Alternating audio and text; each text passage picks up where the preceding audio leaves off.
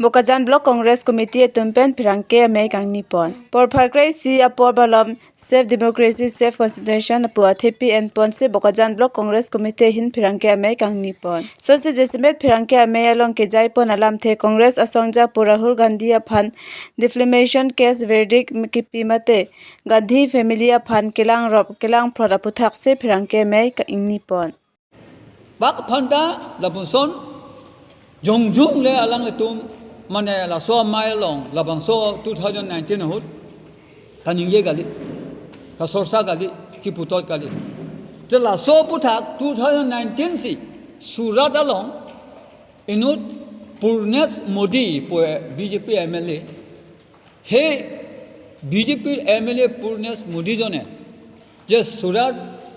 courtot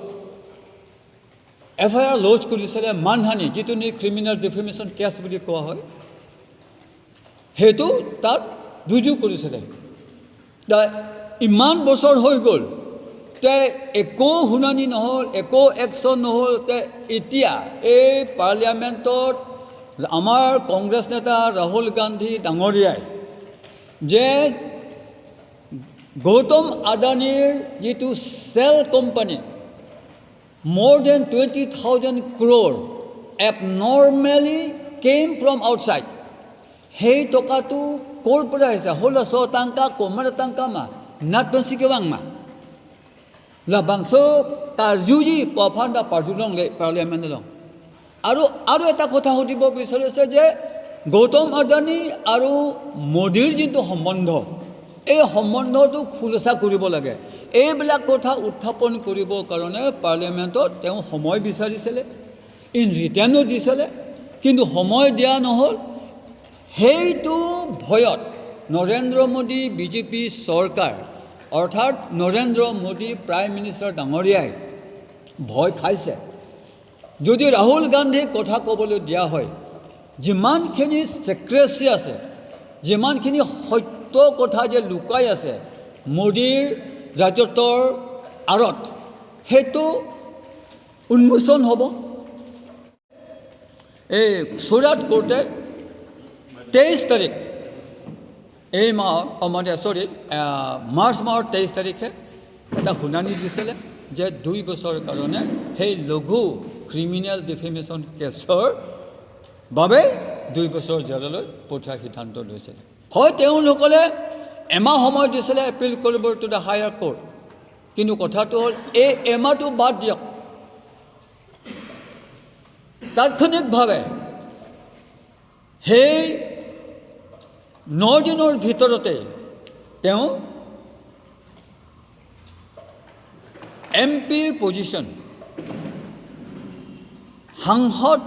পদৰ পৰা খাৰিজ কৰিছে ডিসকোৱালিফাইড কৰিছে তো এই ডিসকোৱালিফাইড কৰাৰ যেটো প্ৰক্ৰিয়া অকল আমাৰ কংগ্ৰেছৰ নেতা এমপি কগে নহয় অন্যকো তেওঁলোকে টাৰ্গেট লৈ আছে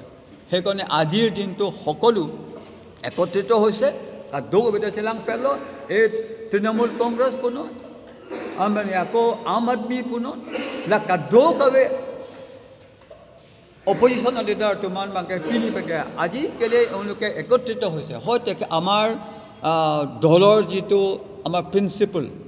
বেলেগ বেলেগ কিন্তু এই সংকটৰ সময় সংকট মানে কি আমাৰ দেশৰ যেটো গণতন্ত্ৰ আমাৰ দেশৰ যেটো সংবিধান এটা সংকটত পৰিছে যদি আজি যদি সংবিধান যদি নাথাকে গণতন্ত্ৰ যদি নাথাকে তেতিয়ালে অহা বছৰ নেক্সট আমাৰ কংগ্ৰেছে বা আপে বা তৃণমূল কংগ্ৰেছ ক'ত ইলেকশ্যন খেলিব যদি চাইনা নিচিনা বেলেগ বেলেগ জায়গাৰ নিচিনা তানাচা যদি শাসন কৰে তেতিয়াহ'লে তো ইয়াত ডেমক্ৰেচি নাথাকিব ইলেকশ্যন নাথাকিব ইলেকশ্যন হয়তো আমাৰ মতানৈক্য থাকিব পাৰে নিতু মতে তন্তে দৈক মানে কি আনু তিন পলিটিক্যাল আসং তুমসি ৰাজচাৰী আসং তুমসি কপিলমা প্ৰিন্সিপল বাংকে বেলেগ সেটা পিনি বাংকে ডেট লাসন সি फेरी मेमें आंग रखसे कादो गइते चलां पेरलो दा सेनिले तुम कांग्रेस इन पेंसिता जेला सोन बीजेपी सरकार नरेंद्र मोदी सरकार अपोजिशन लीडर तुमफान जसेमत निले तुम कांग्रेस लीडर तुमफान लासन आरन रेपेन के क्लेम कोइनाय आलामांगा निले तुम Congress party Banke All India sita nili tum condemn lo alang li tum lason ke klem apot na pena podata e tum chini lo je in reputed the foreign medias atuman sita pini arnian ke je BJP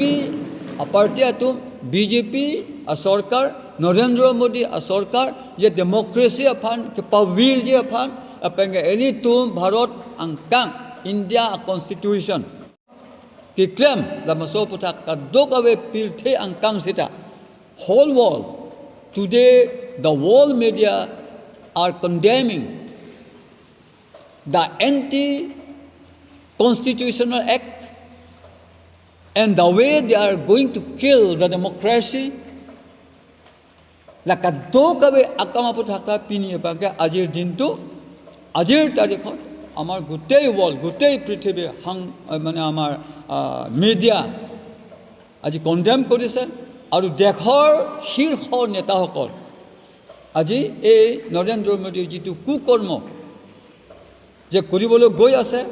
ডেমক্ৰেসি যে murder কৰি আছে হত্যা কৰি আছে আৰু ভাৰতবৰ্ষৰ সংবিধান যে বিনষ্ট কৰিবলৈ গৈ আছে সেই কথা সকলোৱে আজি কন্ডেম কৰিছে সেয়ে আমি সকলোৱে এতুম কাদক বেছিতা back ilitum Karbi along ri Assam along ri kosonsi nang onyai loma kiduk ke boy kado beto ma kosonsi ke pavir da japan BJP pe na badde bangke aprang ke pulo je Congress muk Bharat kabuna ji tang non bangke piloma opposition free opposition abedat nahi labang so MC TMC claim bom la pengalang tum arjulong lo je code maloma apnar সাংবাদিক জগতে কক বা বিভিন্ন opposition পার্টির নেতা সকলের কথাই কক বা কোনোবা সোশ্যাল এক্টিভিস্ট কথাই কক যদি তেখেত সকলে যদি নরেন্দ্র মোদীর এগেইনস্টত বিজেপিৰ ভাৰতীয় জনতা পাৰ্টিৰ দলৰ বিৰুদ্ধে যদি কিবা মাত মাতে সত্য কথা যদি জানিবলৈ বিচাৰে তেতিয়া লগে লগে একশন ইডি লগাই হলেও CBI লগাই হলেও কোৰ্টৰ সহায় হলেও আৰু আমাৰ প্ৰশাসনৰ সহায় লৈ হলেও হাৰাশাস্তি কৰি যাতে মানুহজন যাতে উঠিব নোৱাৰে মাত মাতিব নোৱাৰে এনেকুৱা ধৰণৰ আমাৰ যিটো বাক স্বাধীনতা সত্যৰ পথত চলি আহিছে যিটো নেকি তেখেত এটা ডিটাৰমিনেশ্যন লৈ ভাৰত জোড়ো আন্দোলন মানে যাত্ৰা যেনেকুৱা ধৰণৰ আমাৰ গোটেই ভাৰতবৰ্ষকে ধৰি বিদেশতো যেনেকুৱা ধৰণৰ এখেতৰ যিটো ৰেপুটেশ্যন অৰ্জন কৰিছে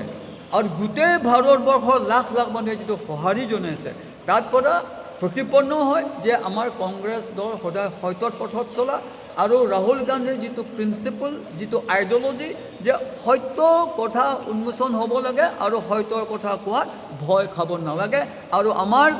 নেতা ৰাহুল গান্ধী ভয় খোৱা বিধৰ নেতা নহয় আৰু আমাৰ ভাৰতীয় জাতীয় কংগ্ৰেছ কেতিয়াও ভয় নাখায় কাৰণ আমি আমাৰ বুৰঞ্জীয়ে আমাক সোঁৱৰাই স্বাধীনতা আন্দোলনৰ সময়ত যেনেকুৱা ধৰণৰ মহাত্মা গান্ধীয়ে কক সুভাষ চন্দ্ৰ বসুৱে কক চৰ্দাৰ বল্লভভাই পেটেলে কক জৱাহৰলাল নেহৰুৱে কক যিবিলাক নেতাসকলে বাৰে বাৰে বাৰে বাৰে জেললৈ যাবলৈ ভয় কৰা নাছিলে মাৰ খোৱাটো বাদেই ইভেন বহুতে প্ৰাণ আহুতি দি আমাৰ স্বাধীন ভাৰত কৰিলে সেই সময়ত এখন বিজেপি বা RSSে আমাৰ এগেইনষ্টতে কৰিছিলে কোনোবা এজন নেতাৰ নাম ক'ব নেকি বোলে আমাৰ শ্বহীদ হৈছে আমাৰ তেখেতসকলৰ RSS কোনোবা সদস্য বা বিজেপিৰ সদস্য তেনেকুৱাতো নাই সেয়েহে আমি আশাবাদী যে আমি যিহেতু সত্যৰ আধাৰত আমি যুদ্ধ কৰিছোঁ চ' আমি আশা কৰিছোঁ যে সকলো সাংবাদিক বন্ধুসকলেও সত্যৰ পথত চলি আমাক সঁহাৰি জনাব আৰু আমি এদিন জয়ী হ'ম যিহেতু আমি সত্যৰ পথত চলিছোঁ সত্যৰ কথা কৈ আছোঁ আৰু আমাৰ লগত গোটেই ভাৰতবৰ্ষৰ নাগৰিক যিসকলে সত্যত বিশ্বাস কৰে তেখেত সকল আমাৰ লগত আছে গতিকে আমি এদিন জয়ী হ'ম আৰু আমাৰ এই স্বাধীন ভাৰতবৰ্ষ স্বাধীন বাক স্বাধীনতা স্বাধীনভাৱে আমি জীয়াই থকাৰ পথত আমি আগুৱাই লৈ যাব পাৰিম আৰু পুনৰ এজন ষ্টেবল কাণ্ট্ৰি হিচাপে আমি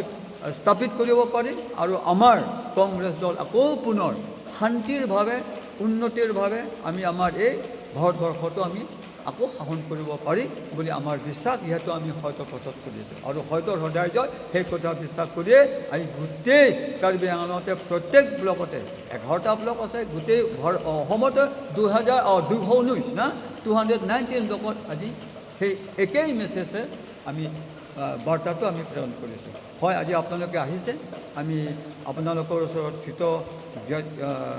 কৃতজ্ঞ আমি হৈছোঁ আপোনালোকক ধন্যবাদ দিছোঁ আৰু আপোনালোকক সঁহাৰি পাইছোঁ আৰু আগলৈকো যাতে আমি সত্যৰ পথত একেলগে আমি যুঁজাৰ পথত আপোনালোকে আমাৰ সহায় সহযোগ হ'ব বুলি আশা কৰি আজি আমাৰ যিটো ক'বলগীয়া আছে প্ৰেছ মিটত আমি ইমানতে কৈছোঁ সমাপ্ত কৰিছোঁ ধন্যবাদ